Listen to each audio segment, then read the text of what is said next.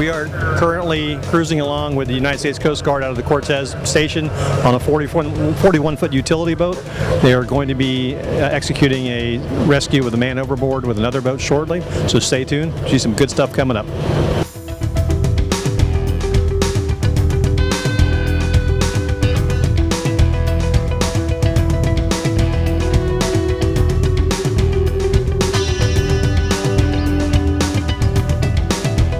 Basically what we're doing here on the 41-foot UTB is we're going to go ahead and hook up the auxiliary vessel into a stern tow. We're simulating that they have become disabled and are dead in the water.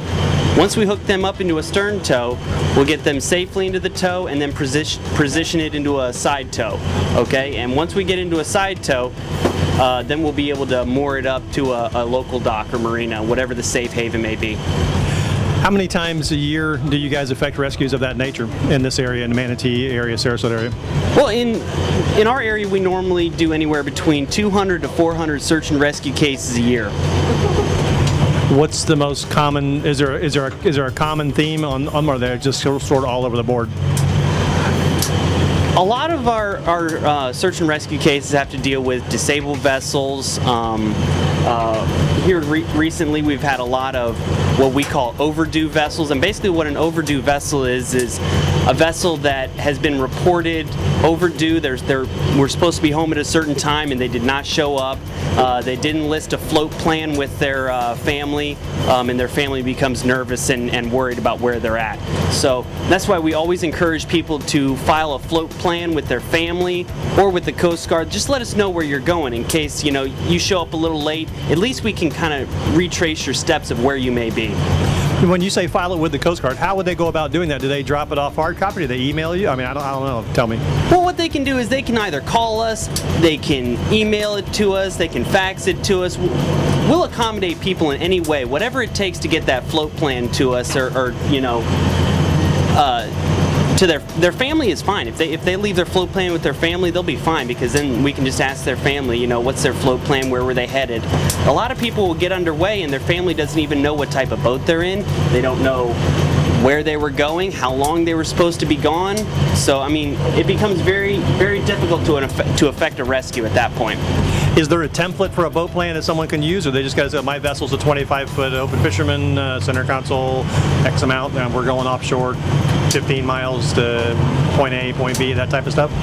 It can be as simple as writing down on a piece of paper, honey, I'm going to be gone until this time. This is the boat that I'm going to be on. This is where I'm going. If you have any concerns, contact me on my cell phone or my radio, One thing I personally experienced as offshore fishing is I lose my cell phone capabilities after a certain point. But marine channels should still be no problem as far as contacting anyone, correct? That is correct. That's why we encourage people to use a VHF FM radio. We also encourage people to have what's called an EPIRB. An EPIRB is an electronic position indicating radio beacon. And what it does, if you are in some sort of distress, you light off your EPIRB and then it lets us know via satellite where you are at. Recently, we've had some tragedies in the Tampa Bay area regarding basically people not coming back when they were supposed to and eventually being lost and perished. The EPIRB would have obviously benefited some of those individuals, correct? It may or may not have, but most likely it helps more than anything. It helps to have every bit of safety gear you can have on your boat is going to help. So the EPIRB is definitely something that we recommend. This is now simulating a disabled vehicle in the water. This is now simulating a disabled boat in the water. We'll now throw the lifelines to the vessel. No. On the water! I have a shot! Take it! What's up on deck? There you go. As you can see, they have made contact via the lifelines.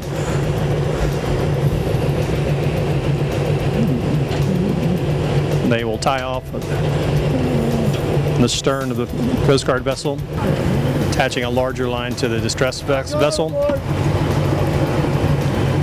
Eyes on the vessel. All right, got both lines. They have tied off to both the starboard and port cleat.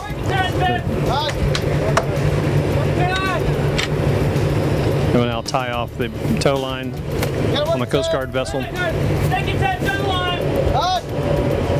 As you can hear, the commands are being rather forcefully given, but it's necessary in these conditions. They are now 20 more feet. towing the distress vessel towards the safe harbor.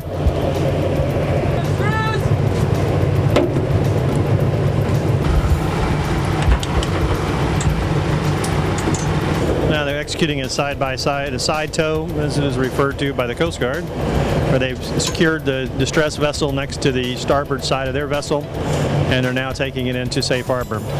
Stand by. And it's securely tied off at the bow and the stern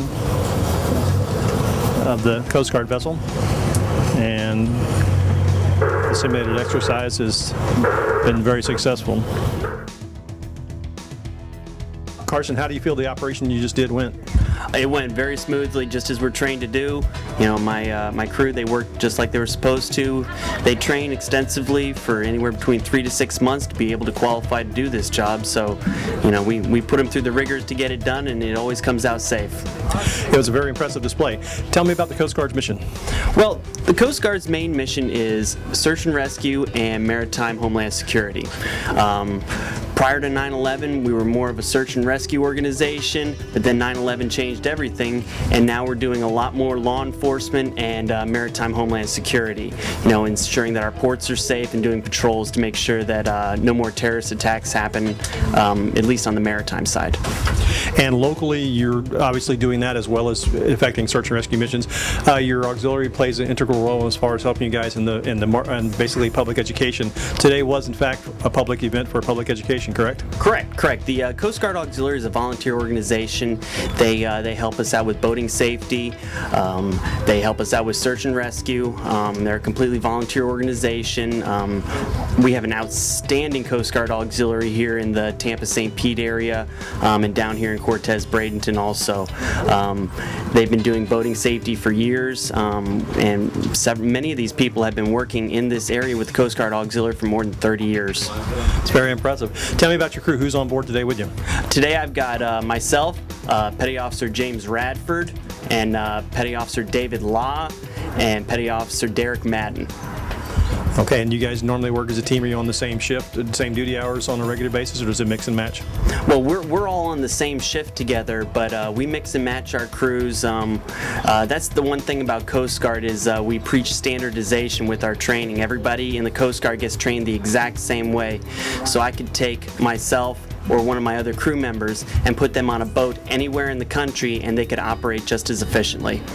Okay, let's personalize it to Manatee County, Tampa Bay area a little bit. As far as boating safety for the general public, as far as just general boating safety, what's your message to those people?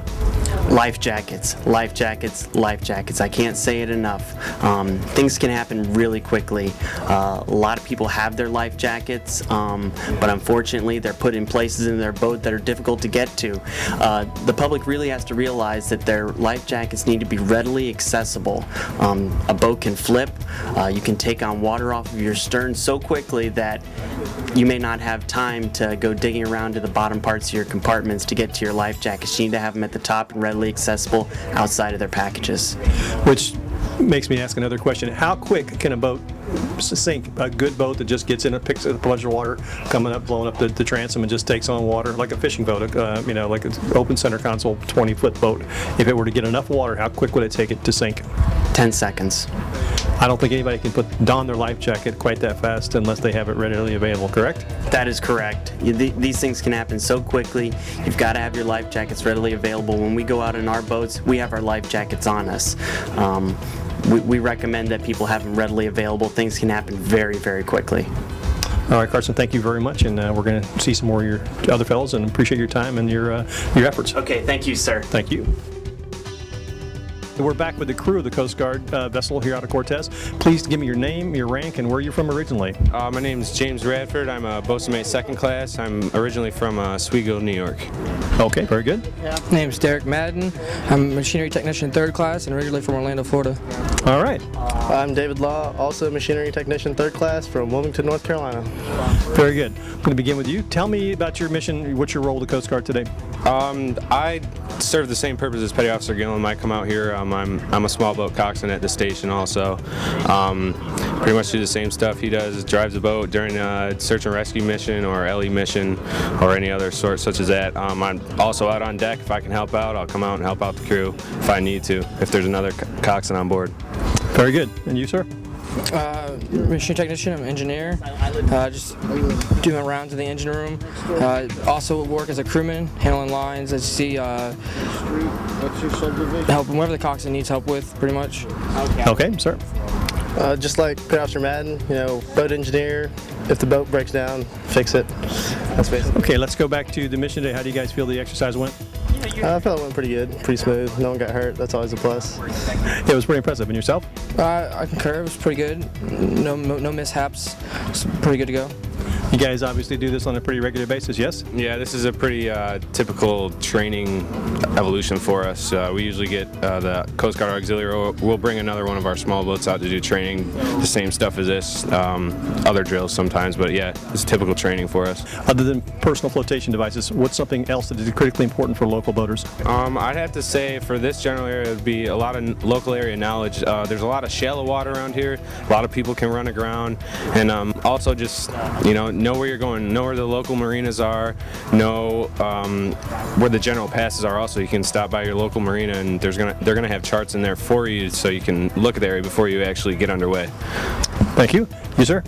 I'd say just knowledge, just general marine knowledge, boating knowledge, and know your boat as well. Just don't get out there and just hop on it and not know anything about your boat.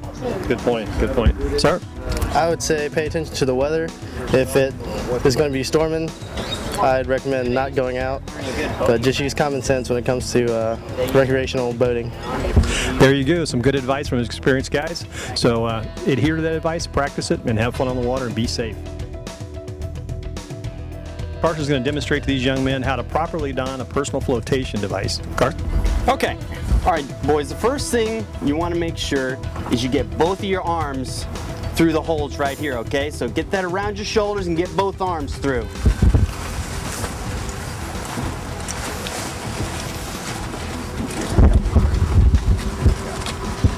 All right. Now, as you can see, some of these life jackets are a little bit too big for these boys, but one of the most important thing is making sure that it's fitted properly. Let me help you out with that. You get your arm back through, and up and under. All right. All right. Most important thing is fit, to make sure they're fit correctly, okay? Obviously, these life jackets are too big for these boys, and I'm going to show you exactly why it's important for them to be fit properly. Go ahead and zip those life jackets up, boys. You got 10 seconds. Your vessel's sinking.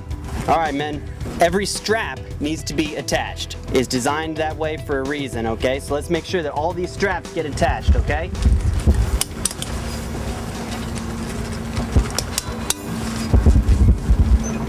All right.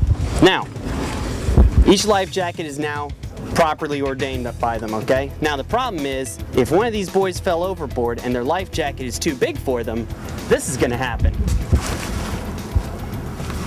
That's no good, is it? One of the most important things, especially with children's life jackets, is to make sure they fit properly. Because if they don't and they fall in the water, they're gonna slide right through the life jacket, okay? All right, well, thank you very much, guys, and make sure that you wear your life jackets when you're on your boats. Yes? We're back now with the crew of the vessel out of Cortez. Carson, please tell me about your role as Homeland Security. I know it's taken on a whole new level of work. How's it working for you guys? Oh, it's working quite well. We made the transition very easily. In approximately 2003, President Bush and Secretary Ridge started up the Department of Homeland Security, and the Coast Guard being one of the lead agencies in that department, we transitioned very well. We had to learn a whole new job. We had to learn more about enforcing security zones around vessels. We had to learn more about port waterway management and coastal security, but it's something that we've taken in stride and we're moving forward with, and it's something that's going to be a foreseeable part of the future of the Coast Guard is Homeland Security. So in your training now, in addition to your normal Coast Guard training, how much of an element is the Homeland Security training factor? Well, it's become a large element of it. We're carrying, more weaponry. We're carrying more law enforcement personnel. We have been doing a lot more security boardings. Just in Cortez alone, we conduct anywhere between 800 to 1,000 recreational boater safety and security boardings a year. Okay, I'm talking about like in your training and your basic and AIT, or I'm not sure what it is in the Coast Guard. Is it there, or do you get it pretty much OJT once you're out of the training itself? Well, you're either going to get it on-the-job training when you get out of boot camp. It's not something that you're started off in boot camp with. When we send somebody to boot camp, we want them to get general military functions. We want them to learn basic military principles, how to tie a line, things of that nature. We want to get people disciplined so that when they get into the field and they start doing a Homeland Security mission, we don't have to worry about discipline issues. Okay. Tell me about your take on the Homeland Security initiative. Well, I mean, just out of here, we do deep draft boardings that the tankers that come up through the Tampa Bay Channel. So a lot of our time is actually spent on taking the boarding team out to the actual tankers and then taking them off, because they do the security boardings before they actually come into port. But I mean, I've recently joined the Coast Guard. We were already part of Homeland Security, so it hasn't impacted me at all. So yeah, that's all I know. All right. How about you, sir? Same. I'm pretty new myself, so it hasn't changed. What they taught me in boot camp and out of boot camp is what I see as normal. Okay. Where is boot camp? Boot camp is up in New Jersey, Cape May. That's the southern tip of New Jersey. And is that the only training center for the Coast Guard? Training center, no, but that's where our boot camp is held. We have other training centers like Yorktown up in Virginia, and then Petaluma out in California, and all the stations do their own training also. How long is boot camp? Boot camp is 8 weeks. All right. Well, there you have a little better idea of their Homeland Security initiative right now and their role down here locally. We're glad to have them, and they're keeping our water safe. Thank you, gentlemen, and we'll be back in just a moment.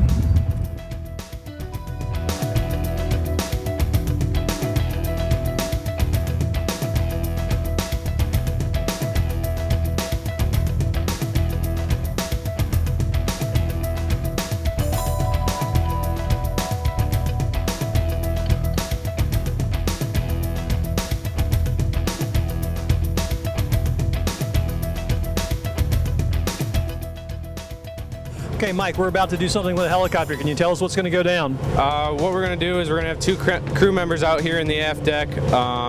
We'll wait for the helo. They'll come down, and they'll either drop a line to us or they'll drop just the basket. If they drop the line, we bring in the line and it's hooked to the basket. They drop it on board. This is just normal training for them, just so that if they have to drop a basket down to a boat on a search and rescue case, then they'll bring it back up.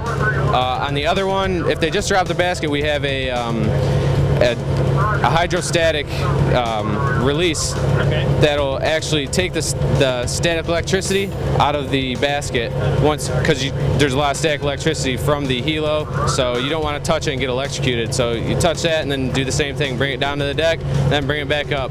We also do one where they practice dropping the pump. They'll drop the pump in the water, and then we just pretty much pull it over to the deck.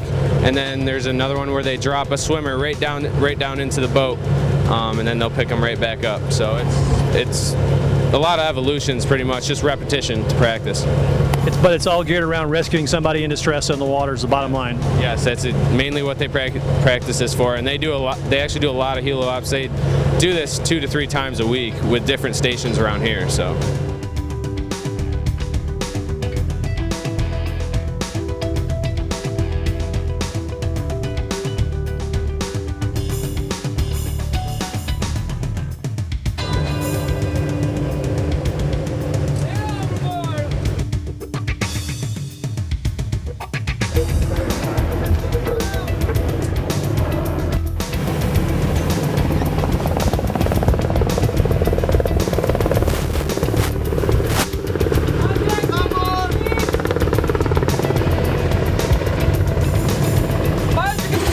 what they're going to be doing now, they should be doing is dropping the rescue swimmer down to the aft deck of our boat here. They'll have a line attached to them, and what they'll do is get the man overboard, grab him, and hoist him back up into the helo. Modified the water style. If you could let the swimmer know that we'll be setting down at 31. Roger. You're heading about 30 degrees to the right. Roger. It can get caught on. It's really easy for something to happen real quick.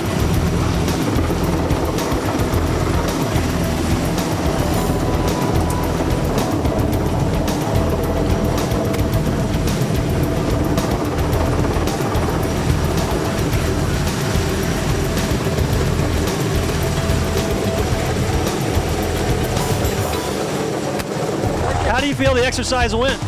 Went pretty good. Had no issues with the AST. Got the guy in the basket pretty good. Went right back up. Went according to plan. So this training is pretty critical for you guys to work as a very smooth operation when the real deal comes?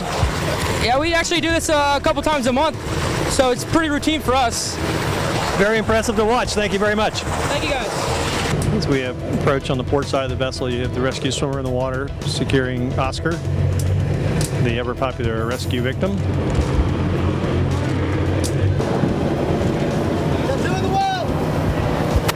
They will now effect a rescue of pulling the swimmer out of the water as well as the victim.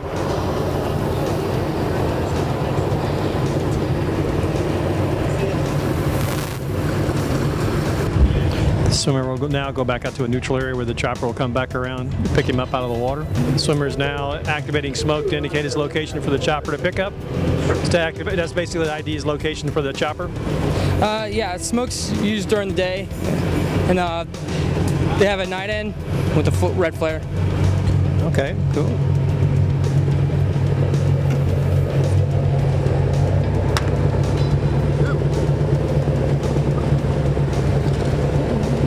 So as you can see, the level of expertise and training these gentlemen go through is quite extensive.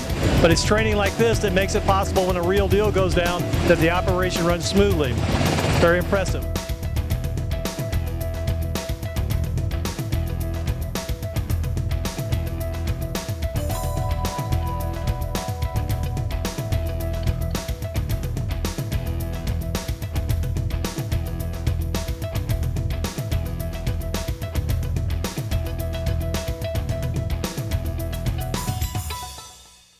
I want to give special thanks to the United States Coast Guard for demonstrating their rescue capabilities today and for giving us great tips on boating safety. A special thanks to the Coast Guard station out of Cortez, Florida, who we couldn't have done this show without their help. Remember, you were given a lot of great advice today, and boating safety is critical. So please listen to what they say, practice what they advise, and have fun on the water. Join us next time on Lifelines. Thank you.